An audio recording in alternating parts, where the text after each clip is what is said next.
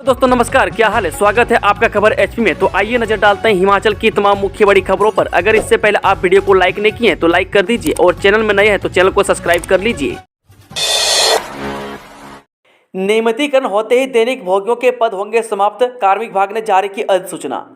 हिमाचल प्रदेश के विभिन्न विभागों में दैनिक भोगी आधार पर नियुक्त कर्मियों का नियमितीकरण होते ही दैनिक भोगियों के पद समाप्त हो जाएंगे। बता दें कि 31 मार्च 2024 को 4 वर्ष की सेवा पूरी करने वाले दैनिक भोगी नियमित होंगे। वे नियमित करने के लिए एक वर्ष में 240 दिनों की लगातार सेवाएं देना अनिवार्य रहेगा। वह गुरुवार को कार्मिक विभाग की ओर से इस बाबत की अधिसूचना जारी की गई है। वह कार्मिक विभाग ने प्रदेश के सभी प्रशासनिक सचिवों, विभागाध्यक्षों और जिला उपायुक्तों व मंडलायुक्तों को जारी पत्र में स्पष्ट किया है कि उपलब्ध रिक्त पदों पर ही नियमितीकरण किया जाएगा। वह नया कोई भी पद सृजित नहीं किया जाएगा। वही भर्ती एवं पदोन्नति नियमों के अनुसार नियमित होने वाले दैनिक भोगी को न्यूनतम शैक्षणिक योग्यता पूरी करनी होगी।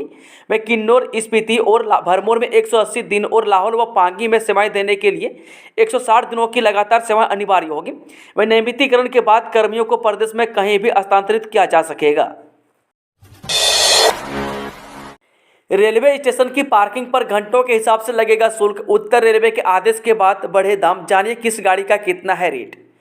जी हां, रेलवे स्टेशन जोगिंदर नगर में रेल यात्रियों को वाहन पार्किंग के लिए घंटों के हिसाब से शुल्क चुकाने होंगे।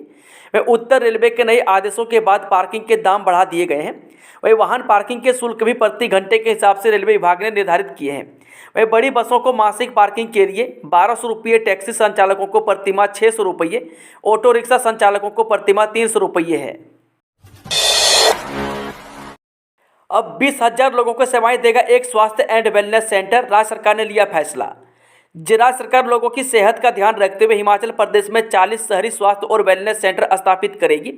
वही वर्तमान में एक शहरी प्राथमिक स्वास्थ्य केंद्र 50,000 व्यक्तियों को स्वास्थ्य सेवाएं प्रदान करता है। इस दूरदर्शी और महत्वाकांक्षी योजना में प्रत्येक शहरी स्वास्थ्य वेलनेस केंद्र लगभग 20,000 लोगों को स्वास्थ्य सेवाएं उपलब्ध करा सकेगा। वहीं बता दें कि इन शहरी स्वास्थ्य और कल्याण केंद्रों की स्थापना एक मजबूत और समावेशी स्वास्थ्य देखभाल प्रणाली स्थापित करने की दिशा में महत्वपूर्ण कदम है। वहीं मुख्यमंत्री सुखविंदर सिंह सुक्खू ने कहा कि यह केंद्र लोगों को घर द्वार आवश्यक स्वास्थ्य सेवाएं उपलब्ध करवाने में नई आशा की किरण साबित होंगे। वहीं प्रत्येक शहरी स्वास्थ्य और वेलनेस सेंटर में एक समर्पित स्वास्थ्य टीम होगी, जिसमें एक चिकित्सा अधिकारी, फार्मासिस्ट, सहायक नर्स, मिडवाइफ, एएनएम और एक चतुर्थ श्रेणी कर्मचारी शामिल होंगे। वहीं सीएम ने कहा कि शहरी क्षेत्र में प्राथमिक स्वास्थ्य देखभाल प्रणाली का विस्तार और सुदृढ़ीकरण आवश्यक है। चंद्र कुमार बोले, प्रदेश सरकार 1 जनवरी से शुरू करेगी गोबर खाद की खरीद। कृषि व पशुपालन मंत्री प्रोफेसर चंद्र कुमार ने बताया कि प्रदेश सरकार अपनी चुनावी गारंटी के तहत अब पशुपालकों से 1 जनवरी से 2 रुपये प्रति किलो की दर से गोबर खाद की खरीद शुरू करेगी। यह जानकारी उन्होंने गुरुवार को ज्वाली विधानसभा क्षेत्र के नगरोटा सूरिया में जनसभा को संबोधित करते हुए दी। वहीं कृषि मंत्री ने बताया कि गोबर से जैविक खाद तैयार की जाएगी। वह खाद को सरकारी उपक्रम में हिमफेड के माध्यम से किसानों को उपलब्ध करवाया जाएगा।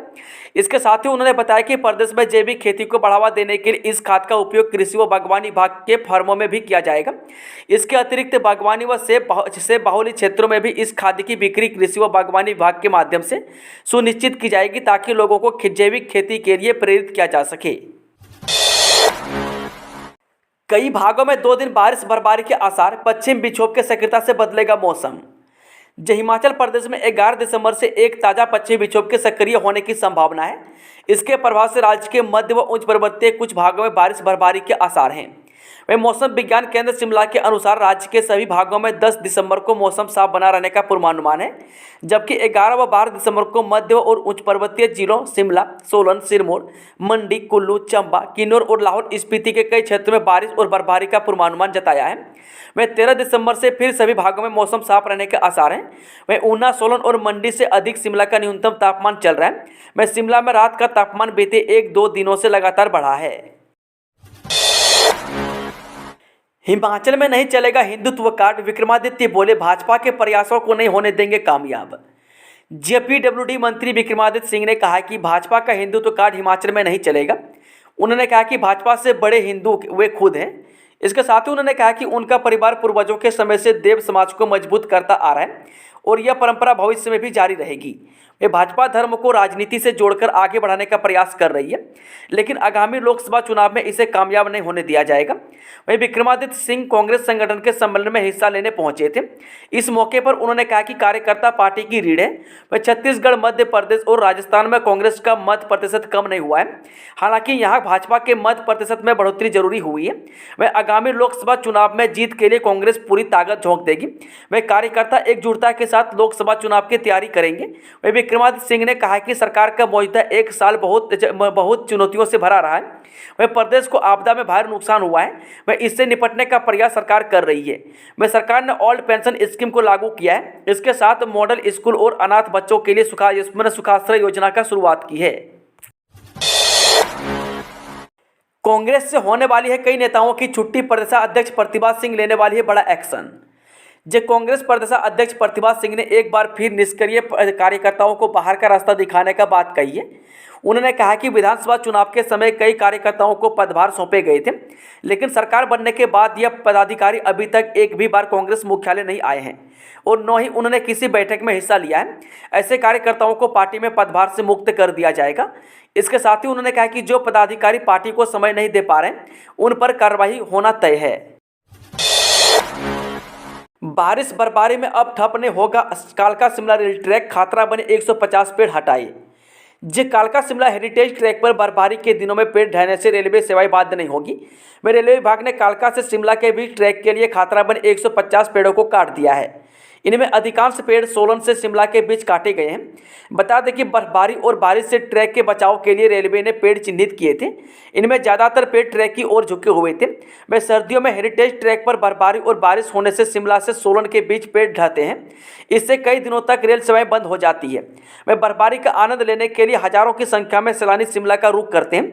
इस दौरान रेल मार्ग से टॉय ट्रेन में शिमला आना ही सैलानियों के लिए आवाजाही का साधन होता है। अब पेड़ कटान होने से बर्फबारी में रेल सेवाएं बंद नहीं होगी। सीएम की मंजूरी के बाद बहाल होंगे स्टोन क्रशर, कमेटी ने की 24 को बहाल करने की सिफारिश। जी हां, उद्योग विभाग के निदेशक की अध्यक्षता में गठित उच्च स्तरीय कमेटी की सिफारिश पर 24 स्टोन क्रशर बहाल करने का अंतिम फैसला मुख्यमंत्री सुखविंदर सिंह सुक्खू लेंगे।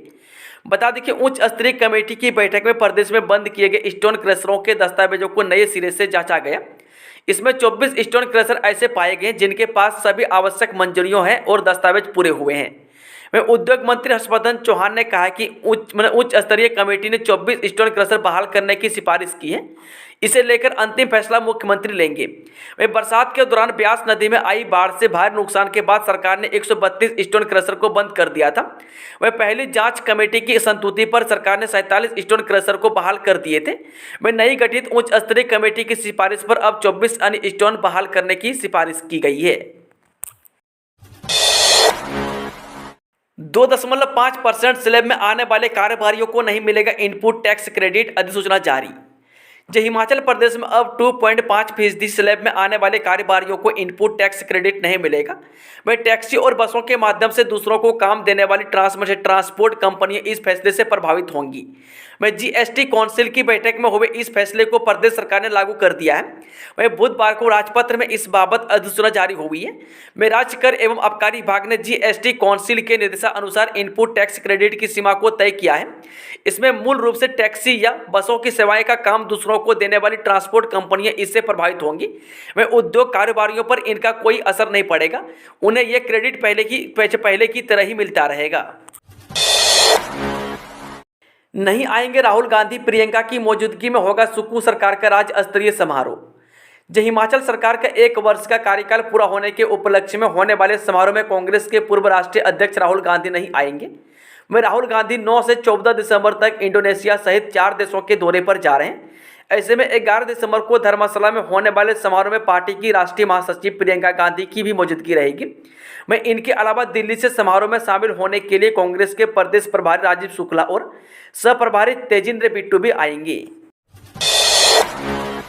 शिमला के स्कूल में लगी जलवायु घड़ी बता रही पर्यावरण बचाने के लिए बचे हैं 6 साल। हिमाचल प्रदेश की राजधानी शिमला के क्रिसेंट स्कूल टूटू में प्रदेश की पहली जलवायु घड़ी लगाई गई। ये घड़ी आपको समय नहीं बल्कि ये बता रही है कि आपके पास पर्यावरण बचाने के लिए 5 साल 301 दिन 18 घंटे 3 मिनट और 16 सेकेंड है। वही घड़ी में ग्लोबल तापमान सामान्य से 1.19 डिग्री सेल्सियस अधिक है। वही 5 साल बाद यह तापमान 1.50 डिग्री सेल्सियस तक पहुंच जाएगा। इस स्थिति में मौसम अवर्तनीय हो जाएगा। मैं इसमें या तो लगातार सूखा पड़ेगा या फिर बारिश, बाढ़ या तूफान आएंगे, तो बहुत ज़्यादा और लंबे समय तक 2.0 तक पहुंचने पर स्थिति हमारे हाथ से निकल जाएगी। और कितना भी पर्यावरण संरक्षण कर लें, जलवायु परिवर्तन में कोई बदलाव नहीं होगा। हालांकि स्कूल में ये घड़ी बच्चों को डराने के लिए नहीं, बल्कि उन्हें सचेत करने और पर्यावरण के प्रति जागरूक करने के लिए है।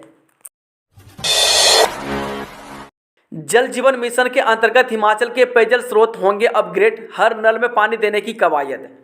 जो हिमाचल प्रदेश सरकार ने जलवायु मिशन के तहत केंद्र सरकार को 94 करोड़ की तीसरी किस्त जारी करने का प्रस्ताव भेजा है। हिमाचल में इस मिशन के तहत लाखों घरों में पानी के कनेक्शन दिए गए हैं। इन नलों में नियमित पानी देने के लिए पैसा जारी करने का आग्रह किया गया है। इस राशि से पेयजल स्कीमों को अपग्रेड किया जाएगा, वहीं नई स्कीमें बनाई जाएंगी। वहीं पानी की क्वालिटी पर भी विशेष ध्यान देने के लिए प्रदेश सरकार को पैसे की दरकार है। वहीं जल जीवन मिशन मार्च 2024 में खत्म होगा। इस मिशन के तहत अभी तक सरकार को 2 किस्तों में पैसा जारी हुई है, जबकि केंद्र से 4 किस्त जारी होनी बाकी है। कुपोषण मुक्त होगा हिमाचल, हमीरपुर के आंगनबाड़ी केंद्र में बच्चों को दिए गए रागी से बने लड्डू चूरमा।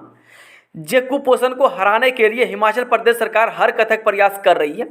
इसी कड़ी में कुपोषण को हराने के लिए हमीरपुर में आंगनबाड़ी केंद्र में बच्चों को रागी से बने लड्डू और चूरमा परोसा जा रहा है। वहीं बता दें कि उपायुक्त हमीरपुर हेमराज बैरवा ने कहा कि 3 वर्ष तक के बच्चों को सप्ताह में 1 बार देसी घी और रागी से बने लड्डू दिए जा रहे हैं, जबकि 3 से 5 वर्ष की आयु के कुपोषित बच्चों को सप्ताह में 2 बार दिया जा रहा है। नियमितीकरण के लिए साल भर में करनी होगी 240 दिन की नौकरी, आदेश जारी। हिमाचल प्रदेश में नियमितीकरण के लिए दैनिक वेतन भोगियों को साल भर में कम से कम 240 दिन तक काम करना होगा। में किन्नौर, लाहौल स्पीति और भरमौर में 180 दिन और लाहौल और पांगी में सेवाएं देने के लिए 160 दिन तक लगातार सेवाएं देनी होंगी। में राज्य के कार्मिक विभाग यानी कि DOPT ने गुरुवार को इस बारे में अधिसूचना जारी की है। में अधिसूचना में कहा गया है कि 31 मार्च 2024 को 4 साल की सेवा पूरी करने वाले दैनिक वेतन भोगियों को नियमित किया जाएगा। में नियमित होते ही दैनिक वेतन भोगियों को पद खत्म हो जाएंगे। में अधिसूचना में साफ कहा गया है कि खाली पद उपलब्ध होने पर भी नियमितीकरण किया जाएगा। इसके लिए कोई नया पद सृजित नहीं किया जाएगा। कांग्रेस की बागी उषा शर्मा बनी मेयर, डिप्टी मेयर पद बीजेपी को गया। हिमाचल प्रदेश में कांग्रेस के भीतर खाने में कुछ अच्छा नहीं चल रहा है। मैं इस बात की कलई गुरुवार को सोलन नगर निगम में मेयर और डिप्टी मेयर के चुनाव में खुलकर सामने आ गई। मैं सोलन नगर निगम में बहुमत होने के बाद भी कांग्रेस पार्टी को डिप्टी मेयर का पद गंवाना पड़ा। वहीं मेयर पद पर भी उषा शर्मा जीत गई, जबकि कांग्रेस के आधिकारिक प्रत्याशी सरदार सिंह ठाकुर थे। CPS मामले पर हाईकोर्ट में बहस पूरी, अब 20 को सरकार की ओर से होगी बहस। हिमाचल प्रदेश में डिप्टी CM और मुख्य संसदीय सचिव यानी कि CPS की नियुक्ति को चुनौती देने वाली याचिकाओं पर गुरुवार को हिमाचल हाईकोर्ट में बहस पूरी हो गई है। मैं न्यायाधीश विवेक और न्यायाधीश संदीप शर्मा की डबल बेंच के सामने तीनों याचिकाकर्ताओं की तरफ से बहस पूरी हुई है। मैं अभी हिमाचल सरकार की तरफ से बहस होना बाकी है। वह 20 दिसंबर को अगली सुनवाई में एडवोकेट जनरल अनूप रतन सरकार की ओर से बहस करेंगे। मैं पिछली सुनवाई में हाईकोर्ट ने राजभवन से डिप्टी CM की शपथ से जुड़े रिकॉर्ड में अपने कब्जे में लिया था। मैं हिमाचल हाईकोर्ट ने CPS मामले में 3 अलग अलग याचिकाकर्ताओं की याचिका पर सुनवाई कर रहा है। मैं यह याचिका बीजेपी के 11 विधायकों की है, जबकि दूसरी याचिका पीपल फॉर रिस्पॉन्सिबल गवर्नेंस संस्था तथा तीसरी याचिका कल्पना नाम की एक महिला की है। मैं इसमें डिप्टी CM व CPS की नियुक्ति को असंवैधानिक बताते हुए उसे खारिज करने की मांग की गई है। मैं याचिकाओं में हिमाचल संसदीय सचिव यानी कि नियुक्ति, वेतन भत्ते, शक्तियां, विशेष अधिकार और सुविधाएं अधिनियम 2006 को निरस्त करने की गुहार लगाई गई है। जायज हक न मिलने पर भड़के बुजुर्ग पेंशनर्स, 21 को विधानसभा घेराव की दी चेतावनी।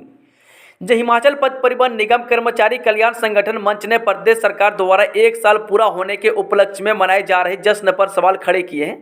वह ऊना जिला मुख्यालय के पुराना बस अड्डा परिसर में गुरुवार को आयोजित की गई HRTC सेवानिवृत्त कर्मचारी कल्याण संगठन की बैठक के दौरान पेंशनर्स के लंबित वित्तीय लाभों के लिए आवाज़ उठाई गई। मैंने जायज हक न मिलने पर भड़के बुजुर्ग पेंशनर्स ने ऐलान किया है कि 21 दिसंबर को विधानसभा का घेराव करते हुए सरकार के कानों तक अपनी आवाज़ पहुंचाएंगे।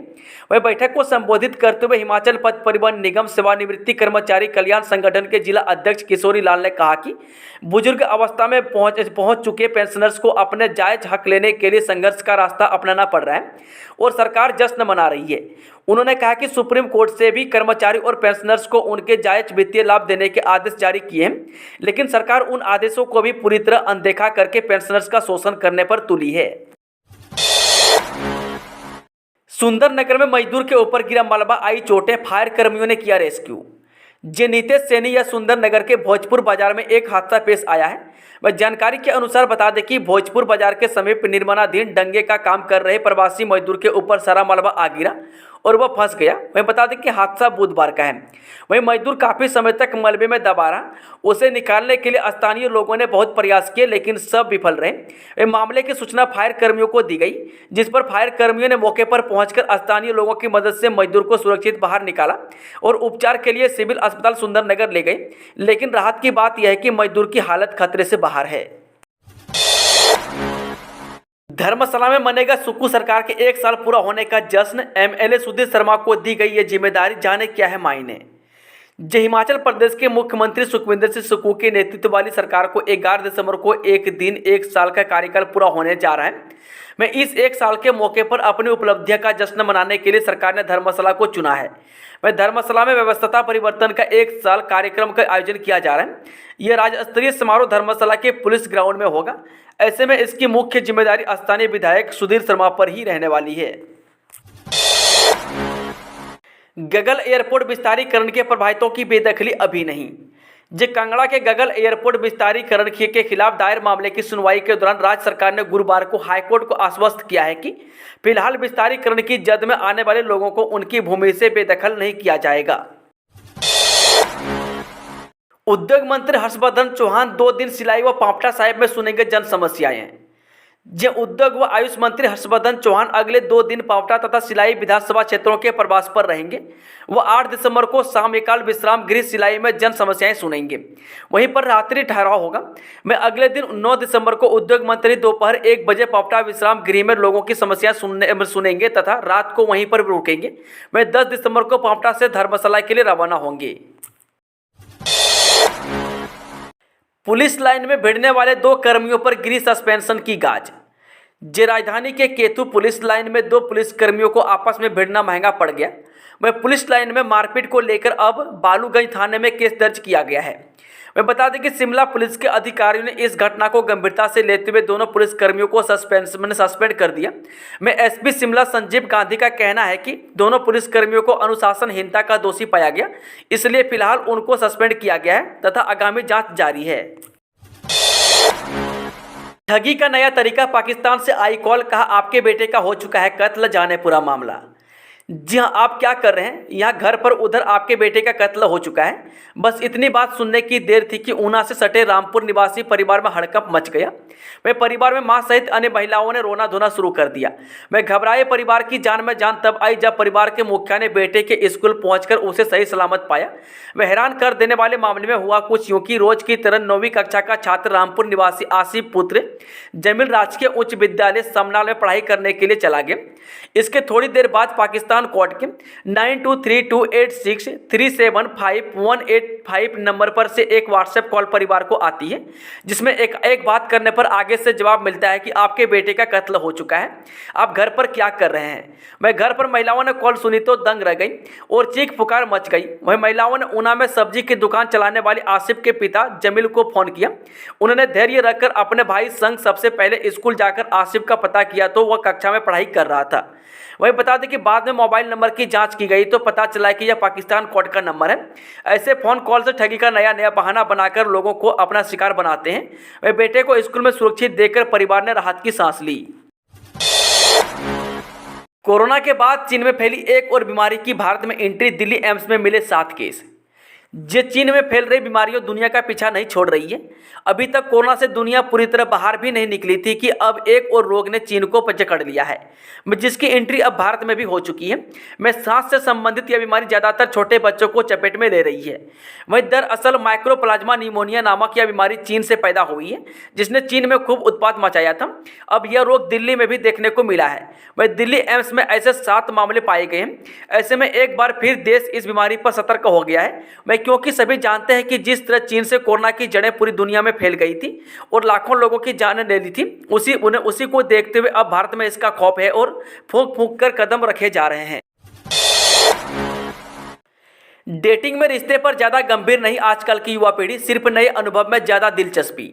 जे मोबाइल इंटरनेट के इस युग में ऑनलाइन बढ़ते डेटिंग के चलन में युवा, विशेषकर नई पीढ़ी के नवयुवक और युवती डेटिंग के दौरान अपने रिश्ते को लेकर अधिक गंभीर नहीं रहते हैं और वे नए यादगार अनुभव हासिल करने में अधिक जोर देते हैं। वे ऑनलाइन डेटिंग ऐप टिंडर ने वर्ष 2023 का डेटिंग ट्रेंड को लेकर अपनी वैश्विक वार्षिक सर्वेक्षण रिपोर्ट जारी की है, जिसमें यह बात कही गई है कि रिपोर्ट में कहा गया है कि कुल मिलाकर डेटिंग करने वाले इस बात को लेकर कम चिंतित थे कि उनके रिश्ते किस दिशा में जा रहे हैं और वे नए यादगार अनुभव प्राप्त करने के अवसर बनाने में अधिक रुचि रखते हैं। हिमाचल पुलिस ने किया ट्रैफिक वॉलंटियर योजना का शुभारंभ। प्रदेश के सभी जिला मुख्यालय में अब ट्रैफिक पुलिस के साथ ट्रैफिक वॉलंटियर भी ट्रैफिक कंट्रोल करते नजर आएंगे। इसी कड़ी में प्रदेश पुलिस मुख्यालय ने वीरवार को प्रदेश के सभी जिला मुख्यालय में पायलट आधार पर ट्रैफिक वॉलंटियर योजना का शुभारंभ किया। वहीं राज्य में यातायात के बेहतर प्रबंधन, सड़क सुरक्षा और जन जागरूकता के लिए इस योजना को शुरू किया गया है। मैं यदि जिला मुख्यालय में ट्रैफिक वॉलंटियर योजना सफलतापूर्वक संचालित होती है तो इसे राज्य के अन्य जिलों में भी लागू किया जाएगा। इस संदर्भ में सभी जिला पुलिस अधीक्षकों को निर्देश व मानक संचालन प्रक्रिया यानी कि SOP भी जारी कर दी गई है। हिमाचल के निजी बीएड कॉलेजों में रिक्त सभी सीटें भरी। हिमाचल प्रदेश में स्थित निजी बीएड कॉलेजों की रिक्त पड़ी सभी सीटें भर गई है। वह वीरवार को हिमाचल प्रदेश विश्वविद्यालय के सभागार में आयोजित हुई ऑफलाइन काउंसलिंग में प्रदेश भर से आए उम्मीदवारों ने भाग लिया और इस दौरान खाली पड़ी 107 सीटों को भरा गया। इसके अलावा ब्लूम कॉलेज मंडी की 91 सीटों को भी प्रोविजनल आधार पर भरा गया। इसके अलावा शेष निजी बीएड कॉलेजों में इस स्टे वैकेंसी राउंड काउंसलिंग प्रक्रिया के माध्यम से सोलन में खाली पड़ी 31, चंबा में 1, बिलासपुर में 2, सिरमौर में 3, हमीरपुर में 4, कांगड़ा में 30, ऊना में 8, मंडी में 15 और शिमला में 15 सीटों को भरा गया। इसी के साथ सत्र 2023-25 के लिए बीएड की काउंसलिंग प्रक्रिया पूरी हो गई है। IIT मंडी को UAE में मिला ग्रीन यूनिवर्सिटी पुरस्कार। भारतीय प्रौद्योगिकी संस्थान मंडी को ग्रीन यूनिवर्सिटी पुरस्कार प्रदान किया गया है। वह संयुक्त अरब अमीरात में SOP 28 में संस्थान को इस प्रतिष्ठित ग्रीन यूनिवर्सिटी अवार्ड से सम्मानित किया गया। में संस्थान को यह सम्मान एक गैर सरकारी संगठन ग्रीन मेंटर्स द्वारा प्रदान किया गया है। वह ग्रीन मेंटर्स एक ऐसा प्रतिष्ठित गैर सरकारी संगठन है जिसको संयुक्त राज्य अमेरिका में संयुक्त राष्ट्र आर्थिक और सामाजिक परिषद यानी कि ECOSOC के विशेष सलाहकार का दर्जा प्राप्त है। में संस्थान को यह प्रतिष्ठित सम्मान पर्यावरण के संबंध में किए जा रहे अस्थायी कार्यों, उनके प्रति व्यापक प्रतिबद्धता एवं पर्यावरणीय पहलों के प्रति संस्थान के समग्र दृष्टिकोण के संबंध में प्रदान किया गया है। खराब मौसम के चलते प्रशासन ने कांगड़ा में ट्रैकिंग पर लगाया प्रतिबंध। इस फैसले से लोकल इकोनॉमी को पहुंचा भारी नुकसान। हिमाचल प्रदेश के जिला कांगड़ा में प्रशासन ने मौसम के खतरे को मद्देनजर रखते हुए ट्रैकिंग पर प्रतिबंध लगा दिया है। वह ठंड बढ़ने के साथ साथ पहाड़ों में भारी बर्फबारी की सिलसिला भी शुरू हो चुका है। वह इवेंट मैनेजमेंट कंपनियों का इस मामले में कहना है कि वे तो वास्तव में बर्फ के खेल के अवसरों को प्रोत्साहित करने के लिए कार्य कर रही है। वह प्रशासन के इस फैसले से लोकल इकोनॉमी को काफ़ी नुकसान पहुँचा है। वह सर्दी के मौसम को देखते हुए कांगड़ा जिला प्रशासन ने समुद्र तल से कम 3000 मीटर की ऊंचाई पर पहाड़ी दरों पर ट्रैकिंग पर प्रतिबंध लगा दिया है। मैं कांगड़ा को DC डॉक्टर निपुण जिंदल ने कहा कि कांगड़ा जिले में पहाड़ी दरों 3000 मीटर की ऊपर पर ट्रैकिंग अगले आदेश तक प्रतिबंध रहेगा। यह आदेश आपदा प्रबंधन अधिनियम 2005 की धाराओं के तहत जारी किए गए हैं। दोस्तों, आज की खबरों का सिलसिला समाप्त हुआ। अगर वीडियो पसंद आई हो तो वीडियो को लाइक, शेयर, चैनल को सब्सक्राइब जरूर करें।